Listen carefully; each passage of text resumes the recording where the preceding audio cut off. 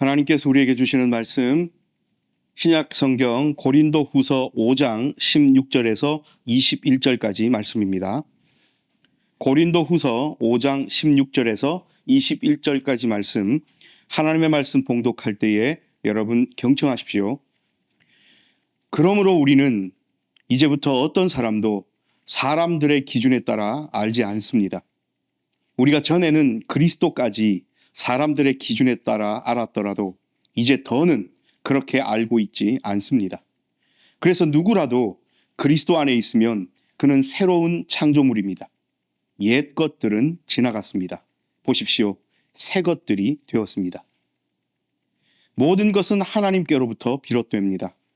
그리스도를 통해 우리를 자기와 화해하게 하시고 우리에게 화해시키는 섬김의 직무를 주신 하나님께로부터 말입니다.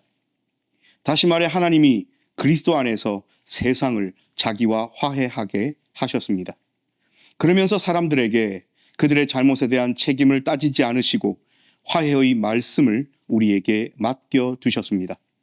그러므로 우리는 그리스도를 대신하는 특사들입니다. 곧 하나님이 우리를 통해서 권유하시는 것입니다. 우리가 그리스도를 대신해서 매달려 빕니다. 여러분은 하나님과 화해하십시오.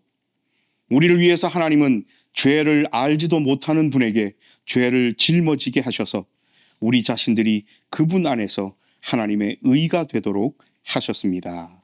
아멘. 이 말씀을 통하여 은혜 주실 줄 믿습니다. 아멘. 할렐루야. 사순절이 벌써 넷째 주일입니다.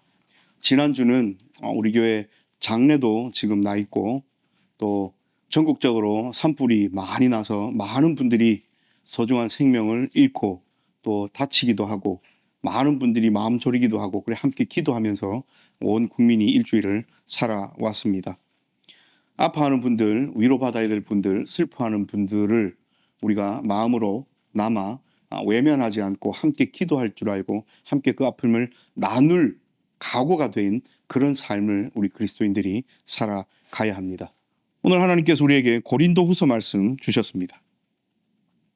다 아시는 말씀이고 익숙한 말씀이시죠. 예전 성경에는 새로운 피조물이다 되어 있고 오늘은 새로운 창조물이다 되어 있습니다. 크리에이처입니다. 하나님께서 만드시는, 하나님께서 손대시는, 하나님께서 빚으시는 하나님께로부터 창조주로부터 빚음을 당하는 창조 행위의 결과로서 나타나는 어떤 존재들을 이야기를 합니다. 근데 오늘 시작하면서 사도 바울 선생님이 이런 말을 하십니다. 오늘 고린도 교회에 보내는 편지잖아요. 이제부터 우리는 어떤 사람도 사람들의 기준에 따라 알지 않습니다. 라고 일단 못을 받고 시작합니다. 이게 무슨 뜻입니까, 여러분? 우리가 어떤 사람을 대할 때, 어떤 사람을 만날 때, 어떤 사람을 평가하고 내 마음에 든다, 들지 않는다 라고 할 때 우리는 어떤 기준으로 그 사람을 봅니까? 아니면 혹시 어떤 기준조차도 없습니까? 그때의 나의 기분에 따라, 나의 상황에 따라, 그리고 그 사람이 나에게 하는 어떤 행위나 말투에 따라 우리는 그 사람을 평가하고 판단하고 비판하고 하고 있지는 않습니까?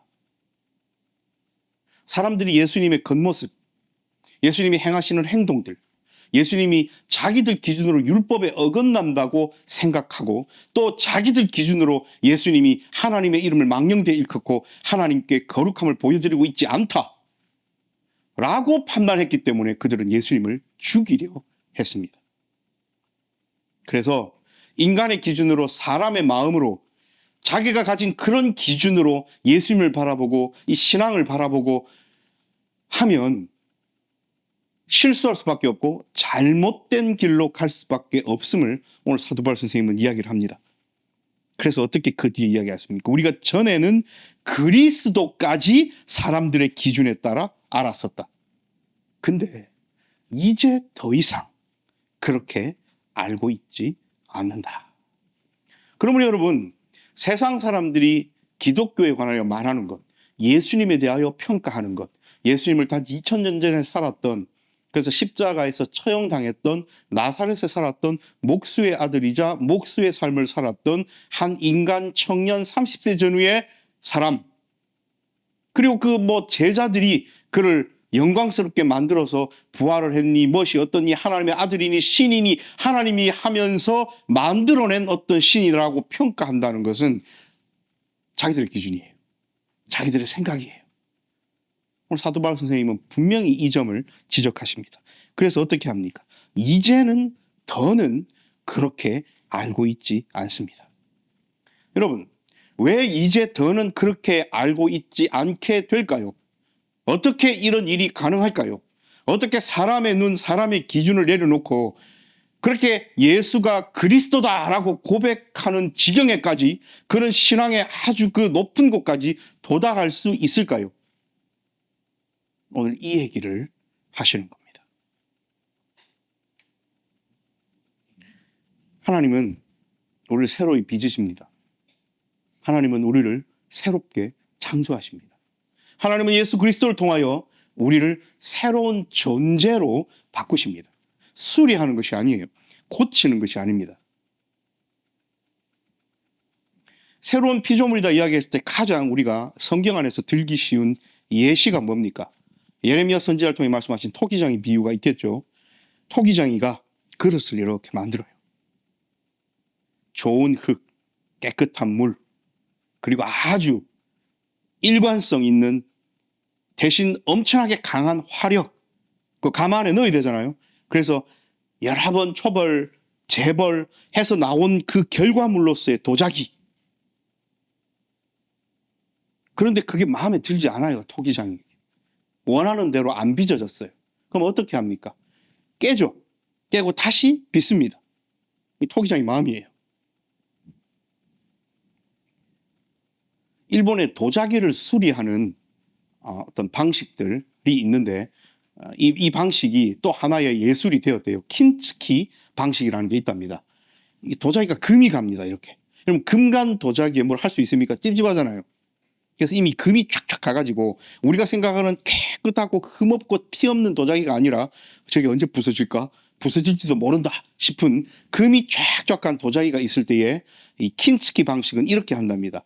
거기에 뭔가를 이렇게 깨진 데가 있으면 메꾸어 넣고 해가지고 만들하게 만들어서 그게 금가루 혹은 은가루를 뿌려가지고 깨진 부분이 금으로 이렇게 입혀지는, 그래서 이 도자기의 가치를 더 높이는, 그래서 이 방식이 또 하나의 예술이 되는 그런 방식이 있대요. 킨츠키 방식이라고. 우리의 삶을 한번 돌아보십시다. 우리는 늘 모든 것을 판단할 때 내 기준, 내 생각, 나의 고집, 나의 아집, 나의 가치관, 나의 세계관을 가지고 사람들을 바라보고 세상을 바라보고 세상에 일어나는 어떤 사회적 현상들을 바라보고 심지어는 예수 그리스도도 그렇게 판단하고 살아가고 있지는 않습니까? 그 모습을 하나님 앞에 갖고 갔을 때, 이 나의 그릇을 하나님 앞에 갖고 갔을 때 우리는 과연 티 없고 흠 없는 깨끗한 그릇입니까? 그 금가 있고 그 깨져 있고 그 조각이 떨어져 있는 우리라는 그릇을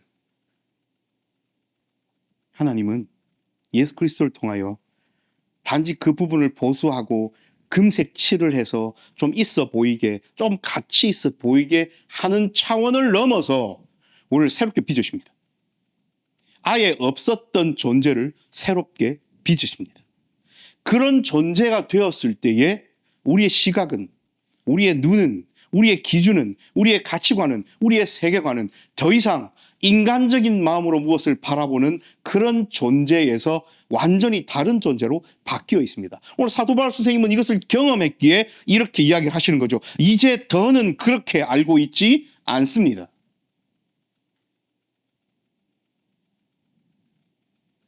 그래서 누구라도 그리스도 안에 있으면 그는 새로운 창조물입니다.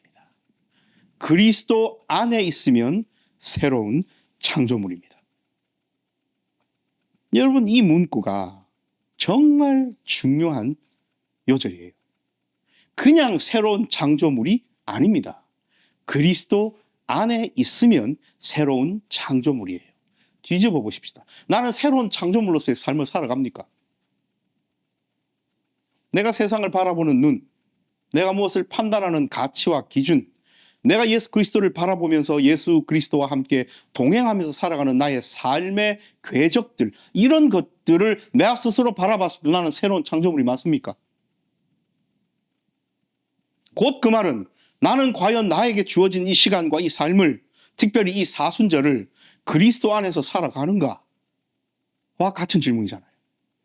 만약에 우리의 삶이, 우리의 가치관이, 우리의 세계관이, 우리가 무엇을 보고 판단하는 것들이 새로운 창조물로서의 삶이 아니라면 우리는 과연 누구와 함께 살아가는 삶을 살아갑니까? 특별히 이 사순절에.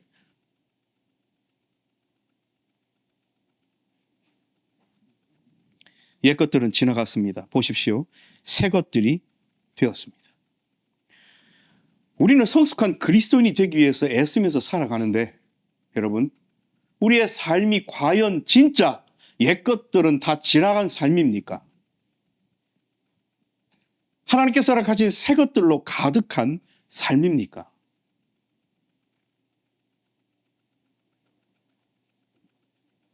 그래서 어려운 말로 그리스도 안에 있으면 우리가 과거에 가졌던 모든 우리의 시선들, 우리의 기준들, 우리의 판단하는 틀이 바뀌는 수준을 넘어서 해체됩니다.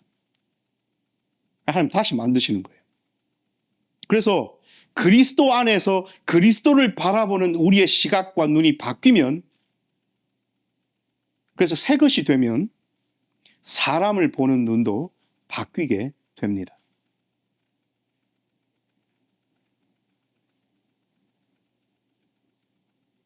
그래서 온갖 악하고 독한 것들이 우리 가슴에 자리 잡았을 때는, 힘들어하는 사람을 만났을 때, 위로가 필요한 분들을 만났을 때, 나의 손냄이 필요한 분들을 만났을 때, 나의 사랑이 필요한 분들을 만났을 때도 우리는 혹 나도 모르게 그 악독함이 드러날 때도 있었지 않았겠습니까? 그런데 그리스도 안에 있는 사람들은 결코 그래서는 안 되지요. 왜요? 예수님께서 모든 인류를 향하여 자신의 목숨을 버리시면서 내어주신 그 사랑을, 그 은혜를 아는데, 우리가 어떻게 우리의 손길과 우리의 위로와 우리의 사랑과 우리의 따뜻함이 필요한 힘들어하는 사람들을 만났을 때에 원래 갖고 있던 그 못되고 악독한 것들이 튀어나올 수 있단 말입니까? 그리스도 안에 있다면. 그래서 오늘 사도 바울 선생님은 이렇게 이야기하십니다. 모든 것은 하나님께로부터 시작됩니다. 비롯됩니다. 그리스도를 통해 우리를 자기와 화해하게 하셨습니다. 우리에게 화해시키는 섬김의 직무를 주신 하나님께로부터 말입니다. 예수님께서 하신 사역이 뭐라고요? 화해시키시는 사역이셨어요. 죄로 인하여 하나님과 함께 할 수 없었던, 존재론적으로 그렇게 할 수 없었던 우리를 하나님의 존전으로, 하나님의 거하시는 그곳으로, 옛 구약 성경에 따르면 그 성소 안으로, 그 거룩한 곳으로 우리를 이끌어 주시는, 화해시키시는 사역을 예수님께서 감당하셨다는 말입니다. 그러므로 그리스도 안에 있으면 새로운 창조물이라, 그리스도 안에 있으면 새로운 피조물이라 말씀하신 우리는 어떤 사역을 부여받았다고요? 예수님을 닮아 화해시키는 사역을 우리에게도 주셨다는 것을 잊으면 안 됩니다. 그러므로 우리는 그리스도를 대신하는 특사들입니다. 하나님이 우리를 통해서 권유하시는 이 일을 우리는 잊어서는 안 됩니다. 그러므로 우리는 이렇게 외쳐야 됩니다. 여러분, 하나님과 화해하십시오. 여러분, 그 죄에서 벗어나기를 원합니다. 그런데 그 죄에서 벗어나는 것은 우리가 애씀과 힘써서 되는 것이 아닙니다.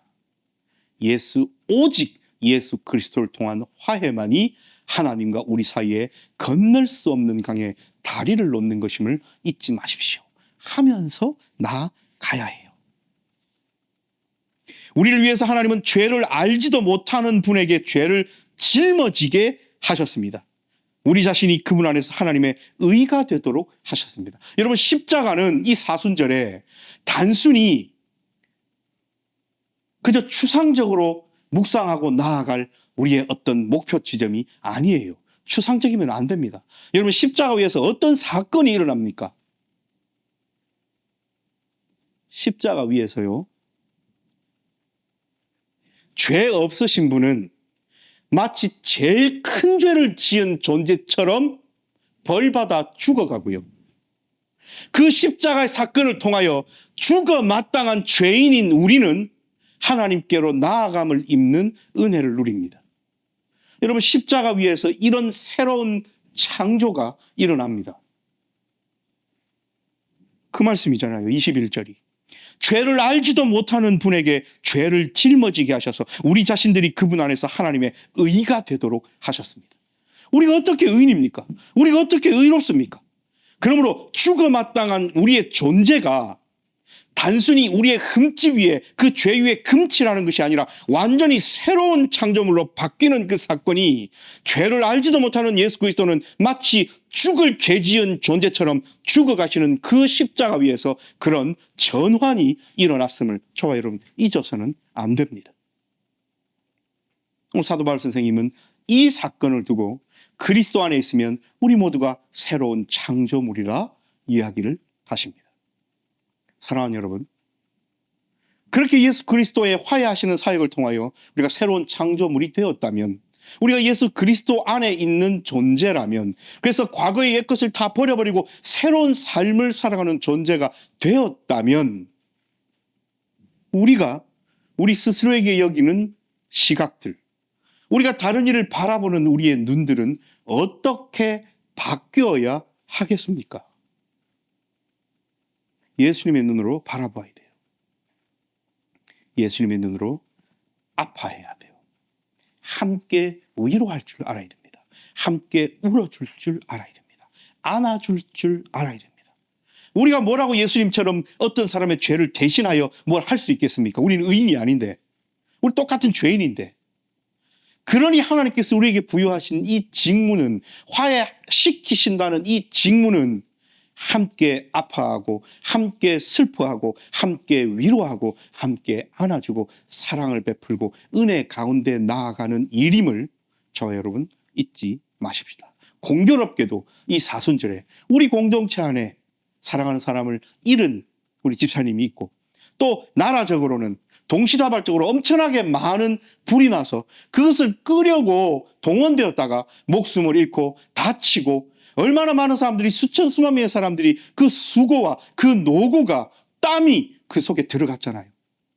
뉴스를 보니 그 적은 비였는데 그 비 조금 내린다고 다 같이 환호성을 지르고 그 비를 맞아가면서 박수 치시는 모습도 보았습니다. 여러분, 얼마나 간절했으면 그랬을까요? 이것이 그들에게 진짜 생명의 비였고 단비였습니다. 우리가 그 마음을 공감할 줄 아는 것, 그래서 함께 화면이지만 뉴스 보면서 박수 치면서 감사합니다, 비 내려주시니 감사합니다, 좀 수고가 덜겠습니다 할 줄 아는 그 마음, 이것이 화해하는 직무를 가진 그리스도 안에서 새로운 창조물로 살아가는 우리의 삶의 어떤 구체적인 모습 가운데 한 모습이 아니겠습니까? 사랑하는 여러분,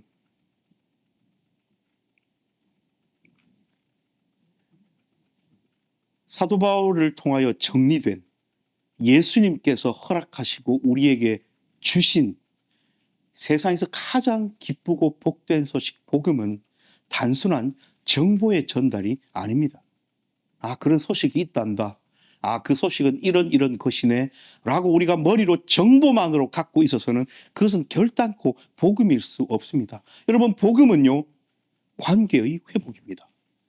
하나님과 나와의 관계의 회복이고 하나님과 인류 사이의 관계의 회복이며, 우리에게 주신 직무에 따라 우리에게 허락하신 주위 사람들과의 관계의 회복입니다.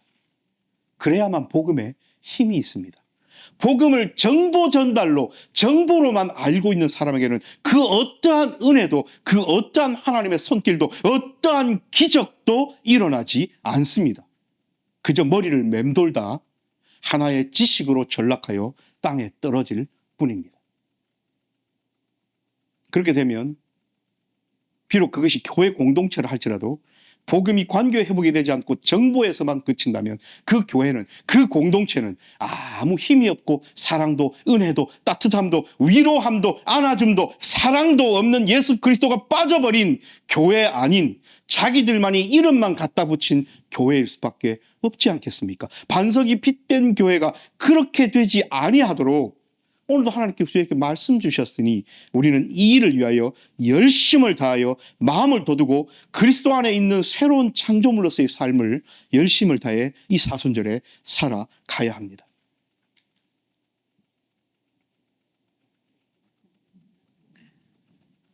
하나님께서 세상을 바라보시면서 하나님의 의로우심을 어떻게 드러내십니까? 오늘 마지막 부분이지 않습니까? 죄를 알지도 못하는 분에게 죄를 짊어지게 하셔서 우리 자신들이 그분 안에서 하나님의 의가 되도록 하셨습니다. 여러분, 하나님께서는 드러내시잖아요. 계시하시잖아요. 하나님의 의로우심을 드러내십니다. 뭘 통하여 드러내시겠습니까? 지금 이 시기에 교회를 통하여 드러내십니다. 우리 각자는 하나님의 성전으로서, 하나님의 교회로서 하나님의 의임을 잊지 마십시다. 내가 불의를 행하고 나의 가치관과 세계관이 어그러져 있고 내가 새로운 창조물로서의 삶을 살지 못하고 내가 원래 가진 옛것의 그 본성적인 악독함이 드러나는 것을 사람들에게 보인다면 무슨 하나님의 의가 드러납니까? 개인을 넘어서 우리의 공동체, 우리 교회가 그것을 혹 세상 사람들에게 드러낸다면 우리가 무슨 하나님의 의로서의 교회이자 공동체가 되겠습니까? 그러면 교회의 사명은 거기에 있습니다. 그래서 세상적인 시각과 눈을 가지고 여전히 교회 규모를 키워야 되고 교회 예산을 키워야 되고 교회란 이때까지 해오던 대로 그런 프로그램들을 돌려야 되고 이러쿵 저러쿵 하는 어떤 짜여진 시스템 안에서 그 체계 안에서 뭔가를 살림을 살고 굴려야 한다는 것이 교회라면 옛것에 머물고 있는 겁니다. 그것은 따라오는 부수적인 것이고 시대에 따라 맥락에 따라 또 상황에 따라 얼마든지 바뀔 수 있는 거예요. 그러므로 여러분, 하나님께서 반석이 빗된 교회를 묶어주시고 모아주신 것은 그렇게 새로운 창조물로서의 삶을 살기에 부족함 없는 그런 성도들로 많은 교회들 앞에 그리고 많은 세상 사람들 앞에 하나님의 의로서 본이 되고 내 자랑거리가 되어 살아주렴 하면서 우리를 2년 전에 시작해 하신 거예요. 우리는 자부심을 가져야 되고 뿌듯함을 가져야 되고 힘을 가져야 됩니다. 하나님께서 우리를 그렇게 붙들고 계심을 잊지 마십시다. 사랑하는 여러분, 우리는 단순히 흠있고 금가고 깨진 부분에 킨치키 방식처럼 금가루 칠해서 사람들 보기에 뭔가를 수리하고 수정했는데 그게 좀 아름답고 예술성으로 보여요 하는 수준의 그릇이 아닙니다. 우리는 하나님께서 귀하게 쓰시기 위하여 그리스도 안에서 새로운 존재로 빚으신 존재들임을 잊지 마십시다. 나는 하나님의 손에 들린 그릇이다 생각하십시오. 각자 집에 가시면 식사하실 때마다 내 밥 퍼먹는 밥그릇 있지요. 내 손 많이 가는 그릇들 있지요.